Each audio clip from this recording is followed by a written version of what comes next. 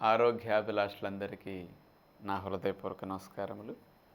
ఈరోజు మనం చెడ్డ కొలెస్ట్రాల్ తగ్గాలంటే ఏం చేయాలి? ఈ మధ్య అందరికీ కూడా ఈ కొలెస్ట్రాల్ అనేది బాగా వినపడటంతో కొంచెం తెలుస్తున్నది. గుండె జబ్బులు, పక్షవాతాలు, రక్తనాళాల సమస్యలు, మూసుకుపోవటం ఇవన్నీ ఎక్కువగా వింటున్నాం కాబట్టి కొలెస్ట్రాల్ గురించి కాస్త ఎక్కువగా ఆలోచిస్తున్నారు. ఈ కొలెస్ట్రాల్లో 2 రకాలు: మంచి కొలెస్ట్రాలు, చెడ్డ కొలెస్ట్రాల్. మంచి కొలెస్ట్రాల్ అంటే హెచ్డిఎల్ అంటారు, చెడ్డ కొలెస్ట్రాల్ అంటే ఎల్డిఎల్ అంటారు. ఎందుకు ఇది చెడ్డ కొలెస్ట్రాల్ అంటే ఎల్డిఎల్? ఇది రక్తంలో చేరి ప్రయాణించేటప్పుడు రక్తనాళాల గోడలకి ఇది పట్టుకుపోతూ ఉంటుందన్నమాట. రక్తనాళాల గోడలను పట్టుకుని మూసుకునేటట్టు చేస్తుందన్నమాట. మరి బుడ్డద్దానికి మసి ఎట్లా పట్టేస్తుంది? ఈ కొలెస్ట్రాల్ అంచులమ్మట అట్లా పేరుకుపోతూ ఉంటుందన్నమాట. నిదానంగా చూడండి, మోటార్ సైకిల్ సైలెన్సర్లో పొగ కొంచెం కొంచెం కొంచెం పేరుకొని కొన్ని రోజులు, కొన్ని సంవత్సరాలకి పొగ్గొట్టమే మూసుకుపోతుంది. ఇంత పెద్ద ఉన్న పొగ్గొట్టం కూడా క్లోజ్ అయిపోతుంది లోపల పొగతో.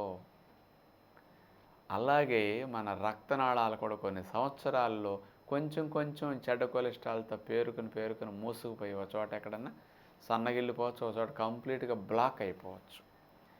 ఆ చెడ్డ కొలెస్ట్రాల్ హార్ట్లో పేరుకుంటే హార్ట్ అటాక్ వస్తుంది, మెదడులో పేరుకుంటే పక్షవాతాలు వస్తాయి, ఏదో కాళ్ళల్లో, ప్రేగుల్లో, రక్తనాళాల్లో పేరుకుంటే నడక ఆగిపోతుంది, నడవలేము, పోట్లు వస్తాయి, అక్కడ రక్త ప్రసరణ జరగక మంటలు వస్తూ ఉంటాయి. మరి ఏ భాగానికన్నా రక్త ప్రసరణ జరగకపోతే ఆ భాగాలు బలహీనమైపోయి నిదానంగా దెబ్బతింటూ ఉంటాయి. రక్త ప్రసరణ జరగకపోతే తిమ్మిర్లు వచ్చేస్తుంటాయి. మరి ఇట్లాంటి సమస్యలన్నీ దీనివల్ల వస్తుంటాయి అన్నమాట. మంచి కొలెస్ట్రాల్ హెచ్డిఎల్ ఎందుకంటారంటే అది పేరుకోదు. ఈ పేరుకున్న చెడ్డ కొలెస్ట్రాల్ కూడా నువ్వు పేరుకుంటే నేను ఊరుకుంటాను, రా బయటికి వెళ్దామని ఊడ్చుకొచ్చేస్తుంది అనమాట. అందుకని గుడ్ కొలెస్ట్రాల్ అంటారు హెచ్డిఎల్ని.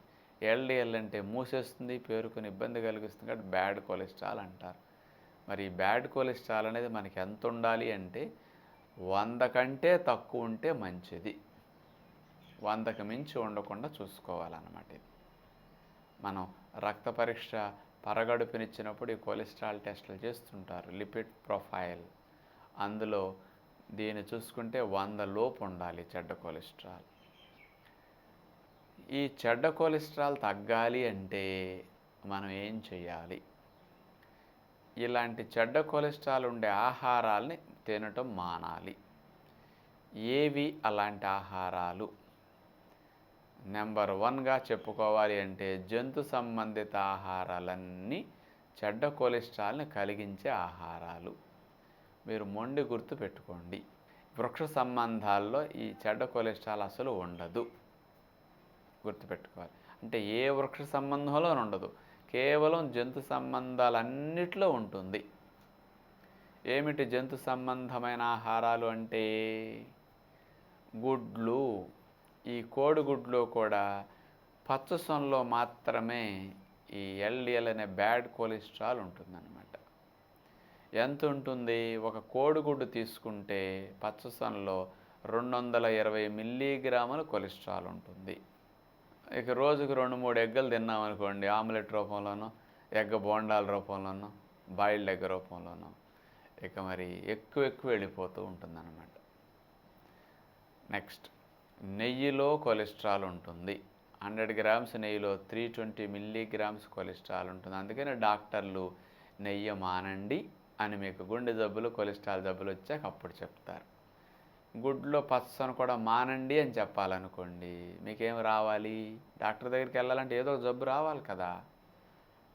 ఆయన చెప్పేదాకా మనం పచ్చసొనలు తింటాం. ఆయన చెప్పాక ఒట్టు పెట్టి బాబు ఇక్కడి నుంచి నువ్వు పచ్చసొన తినకమ్మా అని చెప్తారు. ఎందుకంటే జబ్బు రావడానికి సరిపడప్పుడు దాకా తినేసావు, ఇక తినొద్దు బాబు అని చెప్తారు. అప్పుడు ఆ పచ్చసొన తీసేసి తెల్లసొన మాత్రం తింటారనమాట. అందుకని అటు నెయ్యి, ఇటు గుడ్లు, మాంసాహారం ముఖ్యంగా. ఈ కొలెస్ట్రాల్ అనేది ముఖ్యంగా లివర్, మెదడు, స్కిన్ వీటిలో ఎక్కువగా ఉంటుందన్నమాట. కొంతమంది నాకు లివరే కావాలని ఆ లివర్ ముక్కలు కోసుకు తింటూ ఉంటారు. ఎక్కువ కొలెస్ట్రాల్ వెళ్ళిపోతుంది.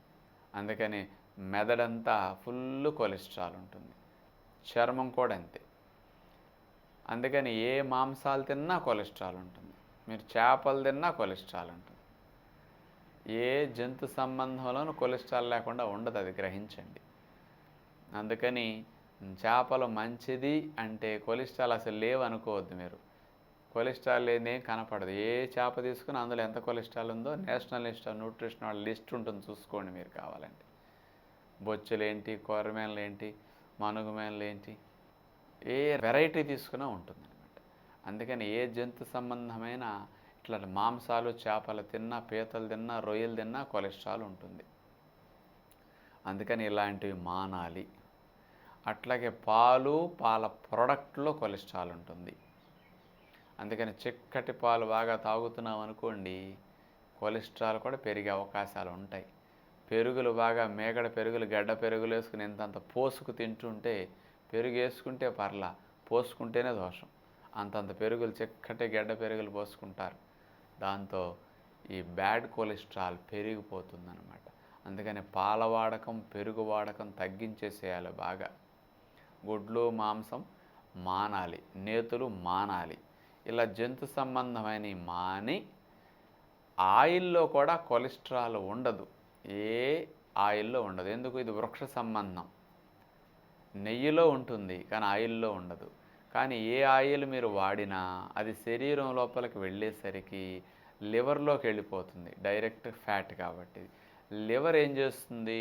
ఈ ఆయిల్ నుంచి ఎక్కువ కొలెస్ట్రాల్ని ఉత్పత్తి చేసేసేసి మరి శరీరానికి పంపించేస్తుంది. అందుకని మీరు ఆయిల్ వాడకం ఎక్కువైతే మీ లోపల ఈ కొలెస్ట్రాల్ ఉత్పత్తి ఎక్కువైపోయి మీ లోపల పేరుకుంటుందన్నమాట.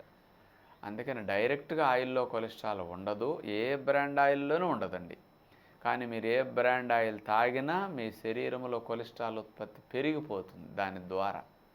అందుకని ఆయిల్ చెడు కాబట్టి డాక్టర్లు ఆయిల్ తగ్గించేయండి అంటారు కొలెస్ట్రాల్ తగ్గాలంటే. కానీ ఆయిల్లో వాస్తవంగా కొలెస్ట్రాల్ లేకపోయినప్పుడు ఎందుకు తగ్గించాలంటే ఇది రీజన్.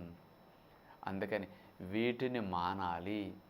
ఈ చెడ్డ కొలెస్ట్రాల్ తగ్గాలంటే చెడ్డ కొలెస్ట్రాల్ని కలిగించే ఆహారాలు కాబట్టి వీటి విషయంలో మీరు జాగ్రత్తగా ఉండండి.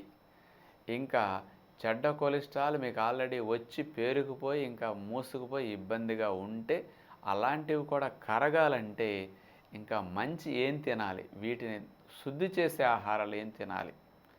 అందులో కొలెస్ట్రాల్ ఉండవు కానీ ఉన్న కొలెస్ట్రాల్ని క్లీన్ చేయడానికి ఉపయోగపడే బెస్ట్ ఫుడ్స్ ఆకుకూరలు ఎక్కువగా తినండి. ఇవి రక్తనాళాల గోడల్ని క్లీన్ చేస్తాయి బాగా. అందులో సాల్యుబుల్ ఫైబర్స్ ఉంటాయి.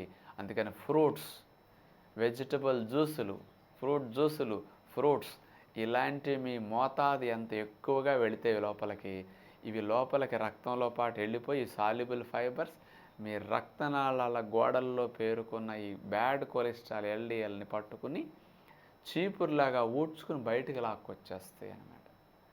అందుకని ఇన్నాళ్ళు తిన్న దోషం కూడా మీకు తగ్గాలంటే మీరు ప్రతిరోజు పండ్లు ఎక్కువగా ఒక 25% ఆహారం మీరు పండ్లు రోజులో తినాలి. రోజుకి 2 రకాలుగా జ్యూసులు ప్రయత్నించండి. ఒకటి వెజిటబుల్ జ్యూస్, ఇంకోటి ఫ్రూట్ జ్యూస్. ఇలాంటి ఆహారాలు ఎంత మోతాదులో ఎక్కువ వెళితే ఈ చెడ్డ కొలెస్ట్రాల్ మోతాదు అంతా మనలో తగ్గిపోతుంది. ఒక 1 year 2 years ఇట్లాంటి మంచి ఆహారాలు తిన్నారనుకోండి, మీ లోపల పేరుకున్నవి కూడా క్లియర్ అయిపోతాయి. మళ్ళీ ఎన్ని సంవత్సరాలు నూనెలు, మాంసాలు, గుడ్లు బాగా తిన్నా ఆ దోషాన్ని కూడా ఇవి కడిగేస్తాయి. ఇవి అంత హెల్ప్ చేస్తాయి. ముందు నుంచి ఇలాంటి ఆహారాలు తింటే భవిష్యత్తులో ఇలాంటి చెడ్డ కొలెస్ట్రాల్ పెరిగే రిస్క్ అస్సలు ఉండదన్నమాట. అందుకని ఆకుకూరలు ఎక్కువ తినండి, పళ్ళు ఎక్కువ తినండి, పళ్ళ రసాలు ఎక్కువ తాగండి, వెజిటబుల్ కర్రీస్ ఎక్కువగా తినండి. ఇవి బాగా ఉపయోగం అన్నమాట కూరలో. అందుకనే సత్యనారాయణ రాజు ఎప్పుడు కూర అంటే చేతులు ఇట్లా చూపిస్తాడు. మీరు తిట్టుకున్నా ఇండైరెక్ట్గా జరిగే లాభం మీకు అది. ఇంత మేలు చేస్తాయి, ప్రాణాంతక వ్యాధుల నుంచి మనకు రక్షిస్తాయి ఆహారాలు. బాగున్నాయని గుడ్లు, మాంసాలు బాగా తిన్నామంటే ప్రాణం తీస్తాయి, అవి మంచిది కాదు. అందుకని ఇవి ఎక్కువ తినండి. పొట్టు తీయని ధాన్యాలు, గింజలు ఎక్కువ వాడుకుంటే ఇవి ఇంకా మేలు చేస్తాయి బ్యాడ్ కొలెస్ట్రాల్ తగ్గించడానికి. అందుకని మొలకెత్తిన విత్తనాలు, ముడి బియ్యం, ముడి రవ్వ, ముడి పిండి, ముడి పప్పులు అన్నీ పొట్టు తీయకుండా వాడుకోమంటాం. ఈ ఎల్డిఎల్ అనే బ్యాడ్ కొలెస్ట్రాల్ని ప్రేగుల్లో నుంచి రక్తం లోపలికి వెళ్లకుండా ఇక్కడి నుంచి మోషన్లో లాక్కు రావడానికి ఇవి ఉపయోగపడతాయి. మళ్ళీ చూడండి ప్రకృతి ఎంత మంచి రక్షణ ఇస్తుందో మనకి. దాన్ని కూడా తొలగించి తినేస్తున్నాం ఈ రోజున మనం. అందుకని మన జబ్బులు మన చేతులారా కొనుక్కున్నవే. మనం ఇలా మారితే మనకు మనమే రక్షణ కలిగించుకున్నట్లు అవుతుంది. ఇలాంటి చెడ్డ ఆహారాలని మనం మానేసి ఇలాంటి మంచి ఆహారాలని ప్రతినిత్యం తినే ప్రయత్నం చేద్దామని విజ్ఞప్తి చేస్తూ అందరికీ సెలవు. నమస్కారం.